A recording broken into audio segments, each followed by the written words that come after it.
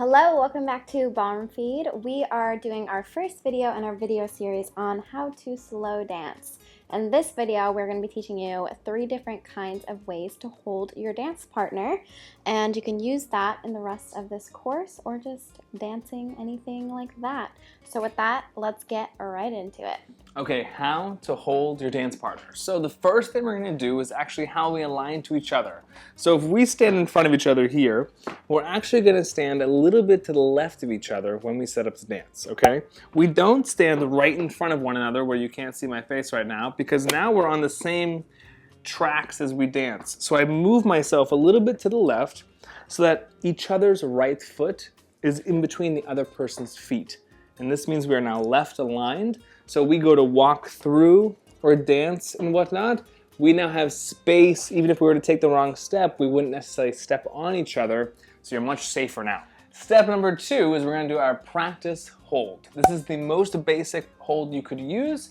We wouldn't slow dance with this hold, but however, we use it throughout the entirety of the course to learn things like leading and following, different patterns, different ways to get around the floor, and this way we don't step on each other right away. Think of it like training wheels instead of, riding the bike right away. That kind of thing. Prevents injury. So how we set up in this practice hold is the leader, whoever's the leader, is going to put out their arms here, palms facing up, and the follower is going to put her forearms down on top of my forearms. So now we're holding on to about each other's elbows here. The point is that we have a lot of space in between one another, so when we go to take steps and walk, we have plenty of space, and again, we won't be the ones stepping on each other right away. The next thing now, this is step 3, our elbows stay in front of ourselves the entire time if we're leading or following. So in our later videos, we're going to learn how to walk in all different directions, but a very, very important point is my elbows stay in front of myself instead of letting them maybe collapse into my body. So followers, that does mean for you as well, so I'll demonstrate what not to do. When he comes, his elbows stay in front. Oops, I let mine go. I'm not getting the lead, which we'll again touch upon for sure later. That's a whole video in itself. And it also prevents, it's kind of like my safety guard, especially in the beginning when he takes a step forward per se. I now, even though I almost slipped on this floor, I most likely won't get stepped on because I'm like, this is my space. I'm keeping them in front of me. That way we don't get kind of that bumper car effect. Now transitioning into, we're going to call it a formal hold. So why we call it a formal hold is we're actually going to take like a real dance position with our elbows pretty high and wide. So how we connect together here, my left hand connects to her right hand. I go up and clasp over the top. And my fingers are pointing out to the left and then go around her hand. We do not interlock our fingers, which would make it very complicated when we go to do things like turns. There you go. And we now get stuck. So, a sideways high five, and the fingers wrap around, and this is my left and her right side. On the other side now, my right hand's gonna go on her shoulder blade, and her left hand is gonna go on the front of my shoulder. Like right where his shoulder and bicep meet, we're just gonna go right there. Typically, if you were to take a dance position, the lady always puts her hand over the top or over the shoulder because it seems more intimate, right? At least for now, the idea would be that she has this safeguard in front of her. So when I go to move myself, she can now feel me much better. I can also keep that same, my own space, just like we talked about in the practice hold. I can again just push away a little bit, keep that tension, so then, I mean, you could use this if you were dancing with somebody and you didn't really want to dance with them or be that close. That's another tip for you, secret tip. But we want to dance together. It's just to help learn. That's it. So we have 3 points of contact. We have the hands, which is 1, my hand on her back, which is 2, and her hand on the front of my shoulder, which is 3. So what made this a formal hold was the height of our elbows. So we pick them up pretty high so that our upper arms are about parallel to the floor, and you can see this also has a lot of space in between us. We're still left aligned of our partner, so the right foot is in between our partner's feet, and from here we now have a more normal dance position than we had in the practice hold, but we have a lot of space between us. Now again, to be fair, we don't slow dance like this. So if we go out, we're at a wedding or something, we don't go out to the floor and go, okay, I'm ready to dance too, and we go and run around. Typically when you're out at events, weddings, bands, the floor and the space is very, very small. The third kind of dance position we're going to have is called our casual hold.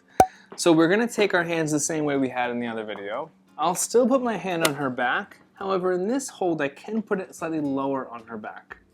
For the first time you're practicing this, I would still suggest keeping this in front. Even though you could be much closer, you still have the safety net, and then you could graduate after that once you guys have practiced a little bit more, maybe got through more of the course for some leader and follow tips.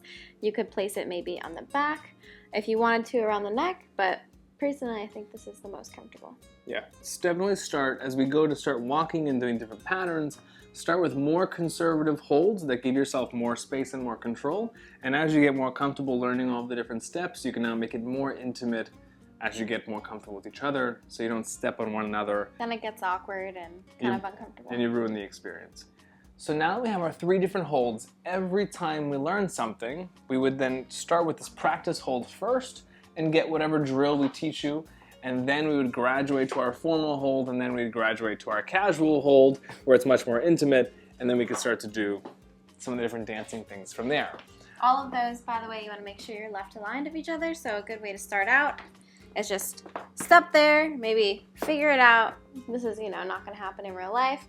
We'll say maybe the leader's responsible for that, so that you're both not just like this, but just make sure when you're practicing that you're left aligned regardless of the position. How you can make sure you're left aligned is that I should be able to see over her right shoulder and she should be able to see over my right shoulder. If when we stand in front of each other, we are directly in front of the other person's nose, we are not left aligned. We don't want to be completely side by side, which means, he's walking forward with not in between my feet, and that same thing for me. So we should have, staggered feet is the idea. So that's how you can check to see if you're right. The right foot in between each other's feet.